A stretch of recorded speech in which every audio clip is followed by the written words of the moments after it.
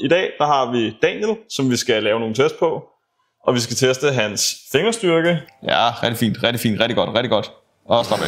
Så skal vi teste hans critical force, som er et udtryk for hans udholdenhed. Og færdig.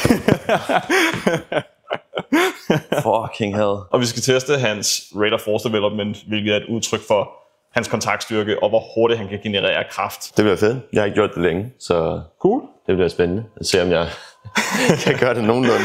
Ja, jeg ligger lige i et fase, hvor jeg skal til at lave noget udholdenhedstræning, og lige sådan imellem ting, så det bliver jo meget godt lille sådan nulstil. Hvor er vi henne, og så kan vi tage den derfra. Ja, så kan man ligesom finde en baseline, og så kan man igen om 3 måneder lige teste igen, og se effekten af træningen. Ja. For at se, om man egentlig har fået lavet nogle fysiologiske ændringer, enten på endurancen eller max-styrken. Ja, det håber vi. Ja, det kan jeg da godt forstå. Så jeg tænker, vi starter med max-styrke, med RFD-testen. Ja, det giver god mening. Du har jo allerede varmet op. Ja, så håber jeg ordentligt. Ja. Så vi kører RFD-testen, og så kører vi bagefter max-styrketesten, og så kører vi til sidst critical force-testen, fordi critical force-testen bliver man super pumpet af, fordi at den måde man laver det på, det er ved at lave 24 7 sekunders on og 3 sekunders off. Hvor det er, at man skal trække så hårdt som muligt i alle de repeaters, man laver, så man bliver ret pumpet af det. Så derfor det tager vi til sidst. Ja, den tager vi til sidst, fordi ellers kommer det til at påvirke resultaterne for meget fra din max-styrketest og din RFD-test. Ja. Så hvis vi starter med RFD,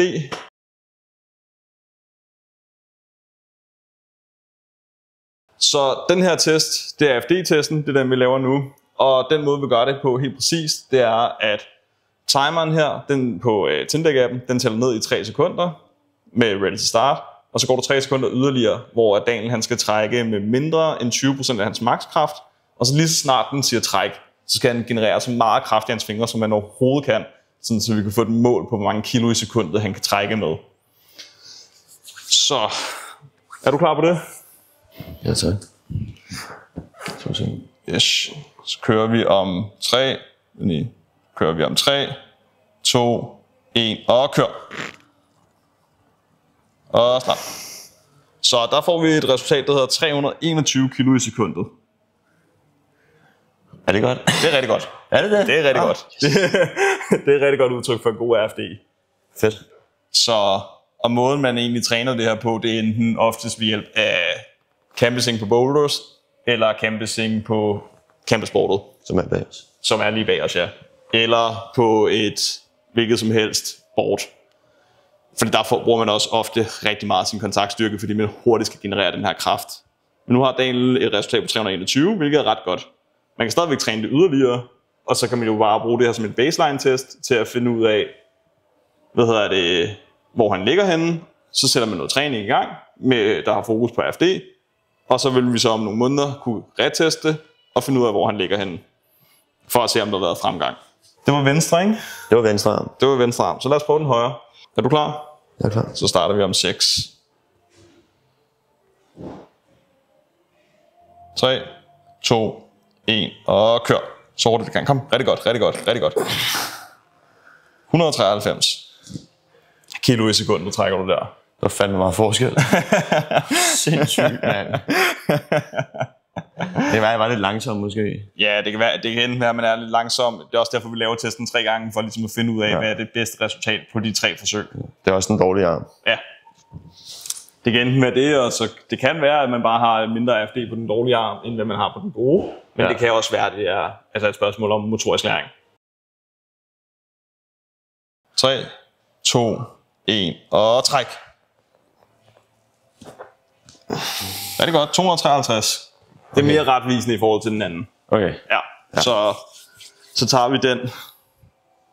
Jeg er helt klart højere. Skal jeg lige lære det lidt mere på? Jeg kunne mærke, at jeg blev ligesom... Ja. Men det kan også være, at sådan, nogle gange så ens... så kan der være lidt sideforskel på ens arm. Ja. Det er egentlig meget normalt, og det er ikke noget, man skal lægge for meget i. Men når det er, man ligesom træner det, så vil du få, hvis du for eksempel bruger campus sporting til at træne det, så vil du per automatik få begge arme, hvis du vil have mærket, og sørge for at træne begge arme, når du gør det, ikke? Ja. Og det vi i virkeligheden træner, når vi træner AFD, det er nervesystemets evne til at sende signaler virkelig hurtigt ned til underarmen. Så hvis man forestiller sig, at nerverne, der går fra hjernen ned til musklerne, det er en ledning, ligesom man har derhjemme, så træner man, når man træner AFD, selve volden i ledningen. Så jo mere du træner det her, jo stærkere bliver volden i ledningen, hvilket vil sige, at signalet ned til musklen bliver kraftigere.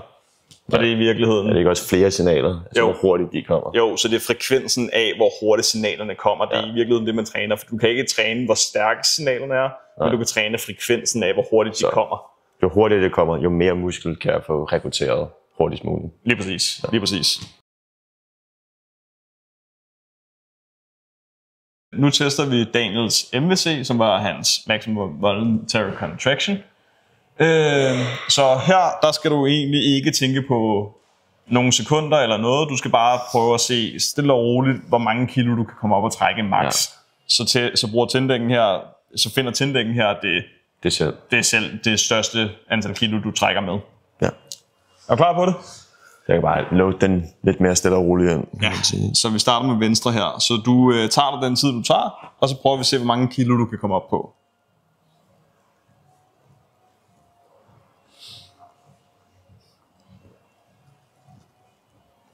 Ja, bliv ved. Rigtig godt, rigtig godt, rigtig godt. 62 kilo. I venstre arm. I venstre arm. Ja, og hvad er det, du vejer? Sådan noget lige over 70 kilo, 72 kilo. Lige over 70. Så det er lige omkring, hvis bare med hurtig hovedregning, omkring 80-90% af din kropsvægt. I en arm. I en arm, du kommer op på der. Er det godt? Det er rigtig godt. Okay, godt. Det er rigtig stærkt. godt. Og det er også derfor, at Daniel han er stærk nok til blandt andet at køre camel sporting. Fordi hvis ikke du kan trække mere end 1,3 til 1,4 gange din egen kropsvægt i et hangboard, hvilket Daniel er langt over her, så har man ikke styrken i fingrene til at, ligesom at lave de eksplosive bevægelser på et hangboard. Så det er altid et godt sted at starte med, bare ligesom at få trænet sin generelle maksstyrke, indtil det er, at man kommer til et punkt, hvor det er, man også har muligheden for ligesom at lave nogle mere eksplosive bevægelser, uden også at være i risiko for at få fingerskader. Ja. Fedt. Det kan være, vi skal gå på højre så. Det tænker jeg. Og så måske en til gang venstre derefter. Bare for at se. Ja. Kommer noget.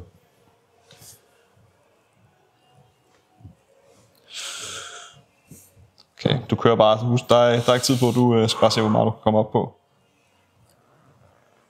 Ja, rigtig godt. Bliv ved. Og slap af. 59 kilo. Næsten 60 kilo. 59,5 der. Ja. Der er lidt tættere på hinanden end det andet. Ja, det var det. Der er ikke lige så stor forskel. Nej. Men vi kan sagtens lige hurtigt prøve at lave en test på begge arme igen, bare lige for at se, om vi kan slå det, ikke? Så bare lige have lidt par minutters hvil mellem max-testen, ikke? Ja. Vi prøver lige at køre igen. Den står på venstre her, så du skal bare se, om du kan komme op og slå de 62,4 kilo. Ja.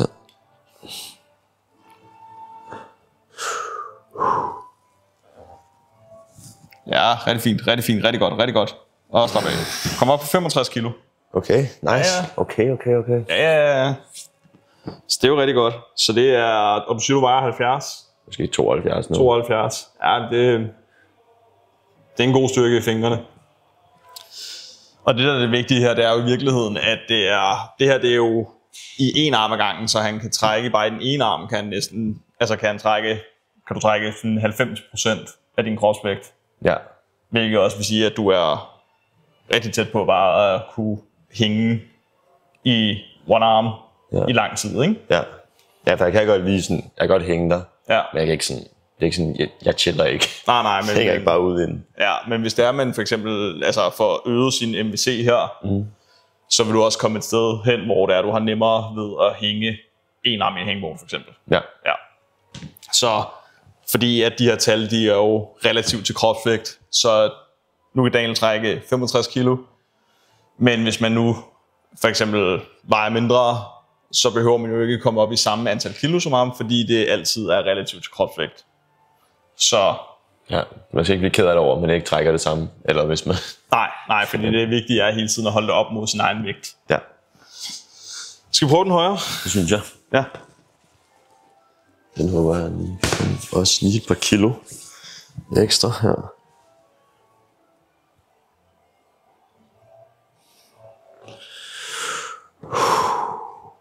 Klar? Ja, du kører bare. Rigtig fint, rigtig fint, rigtig fint. Og slap af. Ja, du kommer ikke helt over, så sådan 65 kilo på den ene hånd, på venstre hånd, og 59 kilo på den højre. Ja. Men det er jo ganske fint. Det er meget normalt, at man har noget styrkeforskel fra den ene side til den anden side. Ja. Men det er jo noget, man kan arbejde på under træningen med at få arbejdet sig væk fra sin asymmetri. Ikke at den er stor her. Så. Ej, det er ikke så slemt. Nej. Det er nogenlunde. Ja.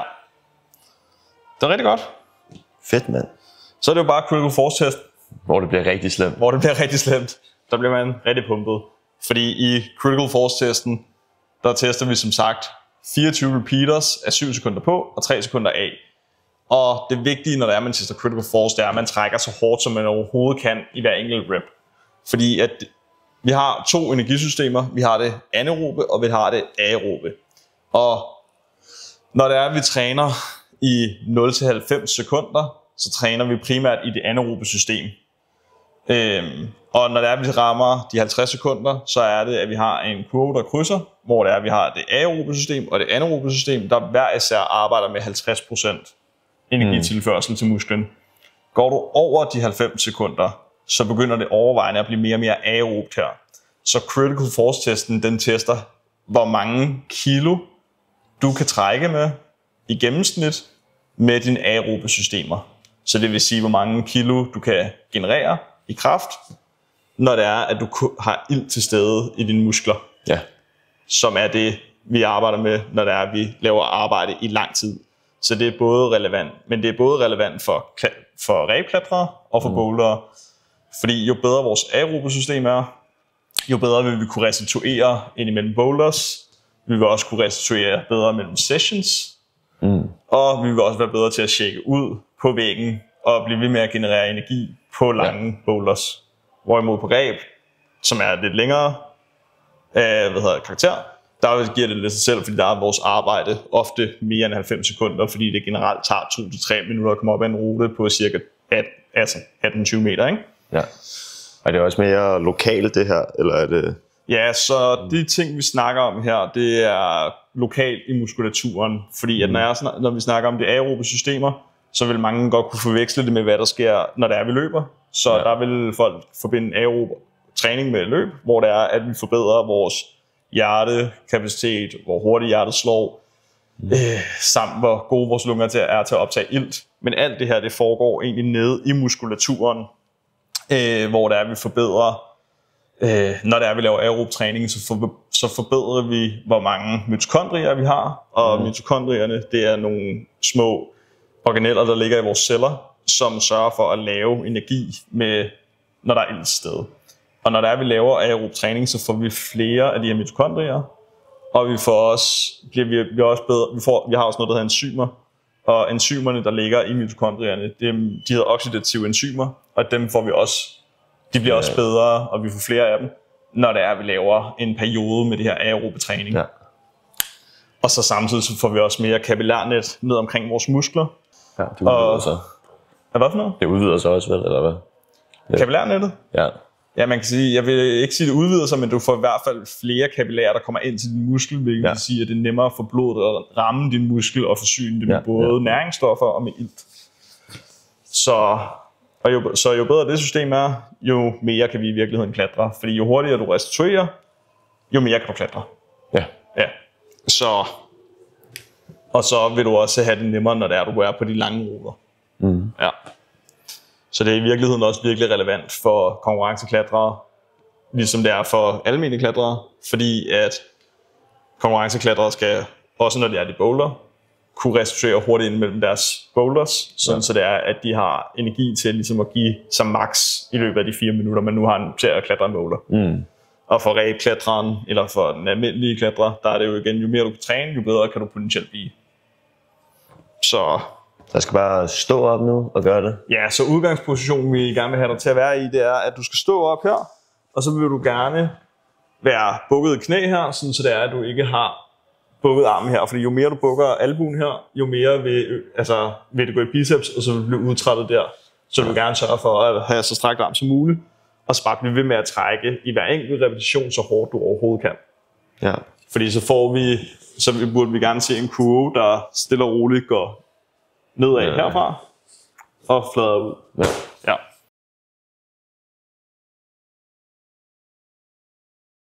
Så det er bare virkelig et spørgsmål om at blive ved med at trække så hårdt du overhovedet kan. Det er en virkelig streng test, som også er mentalt hård, fordi at det bare gør virkelig nas i underarmen, og man ender med at blive rigtig pumpet. Så har du mod på det? Jeg kan godt mærke faktisk, det er sådan, okay, nu skal der lige ske noget her. Jamen, sådan, det er et godt tegn. Det er et godt tegn. Okay. Så starter testen om 10 sekunder. Så kører vi, og yes. Det er altid godt lige at blive lidt psyched, den testen. Det er... Okay, og kør, så hårdt du kan, så hårdt du kan. Kom. Bliv ved, bliv ved. Det er rigtig godt, det er rigtig godt. Og slap af. Og kør igen. Rigtig godt. Rigtig godt, rigtig godt, rigtig godt, rigtig godt. Og slap af. Kom så, så hårdt du kan, så hårdt du kan, så hårdt du kan. Kom så, kom så, kom så, kom så. Bliv ved, bliv ved, bliv ved, bliv ved, bliv ved, bliv ved. Det er rigtig godt. Og kør igen. Kom, alt hvad du har, alt hvad du har, alt hvad du har. Bliv ved, bliv ved, bliv ved, bliv ved, bliv ved, bliv ved. Det er smukt. Og kør igen. Kom, kom, kom, kom, kom, kom, kom, kom, kom, kom, kom. Kom så, kom så, kom så, kom så, kom så. Det er rigtig godt. Kom så, bliv ved, bliv ved, bliv ved, bliv ved, bliv ved, bliv ved, bliv ved. Kør, kør, kør, kør, kør, kør, kør, kør, alt hvad du har. Du må gerne shake ud. Og kør igen, kør igen, kør igen. Kom, kom, kom, kom, kom, kom. Det er rigtig godt, det der. Rigtig godt, rigtig godt. Smukt. Og bliv ved, bliv ved, bliv ved, bliv ved. Alt hvad du har, alt hvad du har. Kom så. Jesus Christ. Kom så, det er rigtig godt, rigtig godt, rigtig godt. Jeg kan ikke hive så meget. Jo, det ser rigtig godt ud, det ser fint ud. Kom så, den 10. Kom. Bliv ved, bliv ved, bliv ved. Alt hvad du har. Og slap af. Og kør igen, kør igen. Kom, kom, kom, kom, kom, kom, kom, kom. Alt hvad du har, alt hvad du har, alt hvad du har. Det er rigtig godt, bliv ved. Kom så, alt hvad du har. Kom, kom, kom, kom, kom, kom. Kør, kør, kør, kør, kør, kør, kør, kør, kør. Det er rigtig godt, god kraft, god kraft. Rigtig godt. Så er du halvvejs. Bliv ved, bliv ved, bliv ved, bliv ved, bliv ved. Kom så, det er rigtig godt. Kør, kør, kør, kør, kør, kør. Det er smukt. Rigtig godt, og slap af, slap af, slap af. Og kør igen.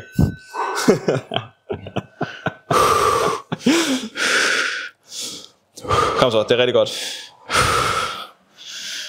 Alt hvad du har, alt hvad du har. Bliv ved med at give alt hvad du har. Kom så, bliv ved. Bliv ved, bliv ved, bliv ved, bliv ved, bliv ved, bliv ved. Du er der snart. Kom så, kom så, kom så, kom så. Kun 8 reps tilbage. Kom, kom, kom, kom. Kom så, kom så, bliv ved, træk. Rigtig godt. Shit, man. Kom så, kom så, kom så, kom så, kom så. Bliv ved, bliv ved, bliv ved, bliv ved, bliv ved, bliv ved, bliv ved, bliv ved. Rigtig fint. Kun 6 reps tilbage. Kom så, kom så, kom så, kom så, kom så. Kør, kør, kør, kør, kør, kør, kør. Bliv ved, bliv ved, bliv ved, bliv ved, bliv ved. Og kør, kør, kør, kør, kør, kør, kør, kør. Kom så, kom så, kom så. Kør, kør, kør, kør, kør. Bliv ved, bliv ved, bliv ved, bliv ved, bliv ved. 4 reps tilbage. De her de er rigtig vigtige. Det er også dem der er hårde. Bliv ved. Kom så, kom så, kom så, kom så, kom så. Og kør. Det er rigtig godt, det er fint. Kom så, sidste 3, kom, sidste 3. Alt hvad du har, Daniel. Kom så, kom så, kom så, kom så. Giv den det hele.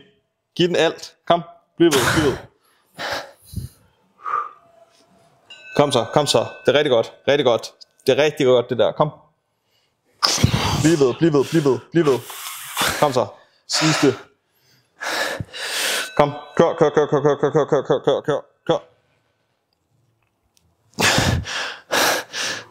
Og færdig. Fucking hell. Hvordan føles det? Af helvede. Shit. Ja. Det er stærkt gået. For jeg kunne slet ikke hive. Altså sådan, der var intet lige pludselig. Ja. Det var bare sådan, nej. 18,25 er det slutresultat. Det er ikke så godt. Så det vi kan bruge det her til, det er i virkeligheden at finde ud af, hvad for noget man skal træne, afhængig af hvad sit mål er. Så hvad er det dit mål er i klatring lige pt? At blive stærk på reb. At blive stærk på reb. Ja. Hvad med bouldering? Har du også fokus på det? Ja. Det kører sideløbende. Okay. Man kan sige, at din maksstyrke og din RFD i bouldering, den er virkelig, virkelig god. Ja. Det er også det, jeg har lavet. Ja. Jeg har ikke begyndt at træne reb endnu. Nej, man kan jo godt se på dine tal, at du har klatret rigtig, rigtig meget boulder. Ja. Men det her, det er klart et forbedringspunkt for dig på reb. Ja. Fordi at man kan også bruge den her, hvor det er, at man dividerer det her tal, de er 18,25, med din maksstyrke. Ja. Og så kan man få, hvad er din critical force, det vil sige den kraft, du kan generere med de aerobe systemer, i forhold til din maksstyrke. Og man kan sige sådan rundt regnet, hvis din critical force er under 30% af din maksstyrke, så er der en ret stor indikation for, at det er der, du har det absolut største forbedringspunkt, og din træning skal være meget fokuseret på både volume, men også meget, moderat intensitets aerobt arbejde til høj intensitets aerobt arbejde. Ja. Der vil du kunne få rigtig meget ud af din træning lige nu. Hvorimod, at hvis ens critical force er mere end 50% af sin maksstyrke, så er det i virkeligheden mere maksstyrken, som der er indikation for at arbejde på. Men så det er godt. Det er rigtig godt. Den er led over hovedet også, man skal holde armen så længe. Ja, men den er tavlig, den her test her. Så du kan se din kurve her. Jeg føler, den kører sådan lidt op og ned. Ja, det gør den også. Men det er faktisk en ret god kurve. Altså sådan... Fik du lige sagt til mig, jeg lige skulle tage mig sammen der, kan jeg se. Ja. Lige give det sidste, ikke? Men det her, det er en ret god kurve for det. Altså, det er sådan her, den skal se ud. Ja. Du har jo lige de her dyk her, for eksempel, men der så sker der lige et eller andet på det, eller et eller andet, ikke? Men det er meget den måde, altså kurven ser ud, fordi det er også... Linjen her, det er udtrykt fra, det der, du kan vedligeholde et steady state arbejde. Ja. Det er her, du begynder at kunne sådan, altså kun generere, når det er det ved hjælp af det aerobe system. Ja. Så den kraft, du genererer på det tidspunkt, når du er nede på de 20 kilo, eller 18,25 kilo her, der har du ligesom fjernet det anaerobe laktidsystem, og det anaerobe alaktidsystem. Ja. Jeg vil gerne have det godt op af. Hvad vil du gerne have det op på? Altså, den her, den vil vi gerne have... Lige nu er den på 18,25, og hvad var det, den maksstyrke var? Den var 60 kilo på den her arm, ikke? 59. Ja, 60 kilo. Ja, så du vil gerne op på et sted, hvor den ligger på omkring 30 kilo. Okay. Din critical force, fordi så er du på cirka 50% af din maksstyrke. Ja. Så kan man godt arbejde den op til at være yderligere end 50% af din maksstyrke. Ja. Men hvis du begynder at få den op, så vil du også se en markant forbedring i din rate performance. Ja. Og hvis du så samtidig er sindssygt stærk i bouldering og har en virkelig god maksstyrke, så det er jo der, du har kapaciteten til at klatre de virkelig svære ruter, når du kan kombinere din maksstyrke sammen med din endurance.